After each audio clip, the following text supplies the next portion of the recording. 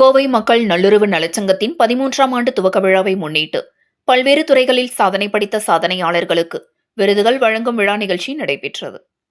கோவை கணபதி சங்கனூர் பகுதியில் கடந்த 12 ஆண்டுகளாக கோவை மக்கள் நல்லுறவு நலச்சங்கம் செயல்பட்டு வருகிறது. இந்த சங்கத்தின் 13ஆம் ஆண்டு துவக்க விழா நிகழ்ச்சி சங்க அலுவலக வளாகத்தில் நடைபெற்றது. தொடர்ந்து சமூகத்தில் பல்வேறு துறைகளில் இருந்து பல்வேறு சாதனைகள் படைக்கும் சாதனையாளர்களுக்கு சாதனையாளர்கள் விருது வழங்கப்பட்டது. விழாவிற்கு கோவை மக்கள் நல்லுறவு நலச்சங்கத்தின் தலைவரும் சமூக ஆர்வலருமான சுக்ருல்லா பாபு தலைமை தாங்கினார். ஒவ்வொரு துறைகளிலும் சமூக பணிகளை முன்னெடுத்து பொதுமக்களுக்கு உதவும் சமூக ஆர்வலர்களுக்கு அவர்களின் சேவைகளை பாராட்டி விருதுகள் வழங்கப்பட்டது.